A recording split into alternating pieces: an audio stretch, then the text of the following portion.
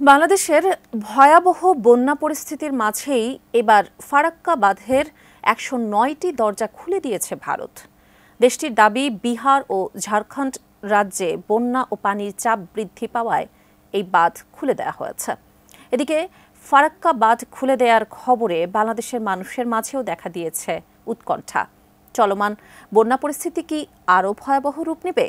কি বলছে কর্তৃপক্ষ, জানাচ্ছেন সহকর্মী শাহাদাত রিফাত।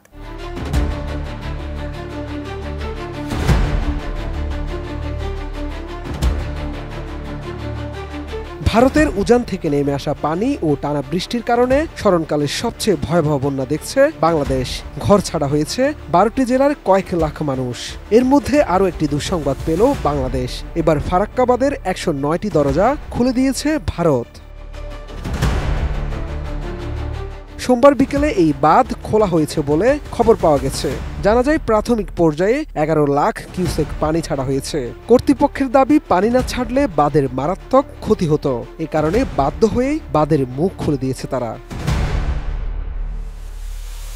এদিকে ফারাক্কা বাঁধ খুলে দেওয়ার খবরে বাংলাদেশের মানুষের মাঝেও আতঙ্ক দেখা দিয়েছে। ভারতের এত বিশাল বাঁধ খুলে দেওয়ার পর দেশের চলমান বন্যা পরিস্থিতি কি আরও ভয়াবহ রূপ নেবে? এ নিয়ে কি বলছে কর্তৃপক্ষ? জানা যায়, ফারাক্কা বাঁধের ১০৯টি দরজা খুলে দেওয়ার ফলে একদিনে বাংলাদেশে ১১ লাখ কিউসেক পানি প্রবেশ করবে, যার কারণে ভারতের পশ্চিমবঙ্গ প্রদেশের মুর্শিদাবাদ সহ বাংলাদেশের বিস্তীর্ণ অঞ্চলে বন্যা দেখা দিতে পারে। এছাড়া রাজশাহী, চাঁপাইনবাবগঞ্জ, পাবনা, সিরাজগঞ্জ, কুষ্টিয়া, রাজবাড়ী ও মানিকগঞ্জ সহ আশপাশের জেলাগুলো প্লাবিত হতে পারে বলেও জানিয়েছেন নদ নদী বিষয়ক গবেষণা প্রতিষ্ঠান রিভারাইন পিপলের পরিচালক এম আনোয়ার হোসেন।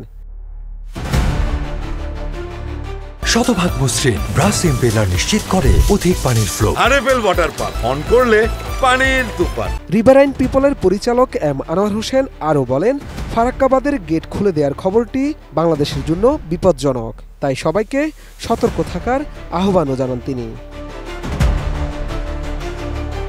ফারাক্কা বাঁধ কর্তৃপক্ষ জানায়, তাদের দুই রাজ্যে বন্যার জেরে বাঁধে পানির চাপ পড়েছে। তবে স্বস্তির বিষয়, এখনও নেপাল থেকে পাহাড়ি ঢল নামেনি। ফারাক্কা বাঁধ এলাকায় পানি বিপদসীমার ৭৭.৩৪ মিটার উপর দিয়ে বইতে থাকায় বাধ্য হয়ে গেট খুলতে হয়েছে। সেক্ষেত্রে ফিডার ক্যানেলেও পানির পরিমাণ বাড়ানো হয়েছে। ফারাক্কা বাঁধের জেনারেল ম্যানেজার আরদেশ পান্ডে জানিয়েছেন, ফারাক্কা ব্যারেজ কর্তৃপক্ষ সবসময় সতর্ক রয়েছে। প্রতি মুহূর্তে নজর রাখা হচ্ছে। খুব কম সময়ের মধ্যে যেভাবে পানির চাপ তৈরি হয়েছে, তাতে ১০৯ গেটের সবকটি খুলে না দিলে ব্যারেজের উপর বড় চাপ তৈরি হচ্ছিল। এর ফলে বড় ক্ষতি হয়ে যেতে পারত। আপাতত ফিডার ক্যানেলে ৪০,০০০ কিউসেক ও ডাউন স্ট্রিমে ১১ লাখ কিউসেক পানি ছাড়া হয়েছে। অন্যদিকে বাংলাদেশ দুর্যোগ ব্যবস্থাপনা ও ত্রাণ মন্ত্রণালয়ের বন্যা পরিস্থিতির সর্বশেষ প্রতিবেদনে বলা হয়েছে, সৃষ্ট আকস্মিক বন্যায় দেশের দক্ষিণ পূর্বাঞ্চলীয় ১১ জেলায় মৃতের সংখ্যা বেড়ে দাঁড়িয়েছে ২৩ জনে। এসব জেলায় ক্ষতিগ্রস্ত হয়েছেন ৫৭ লাখেরও বেশি মানুষ। শাহাদাত রিফাত, এটিএন নিউজ, ঢাকা।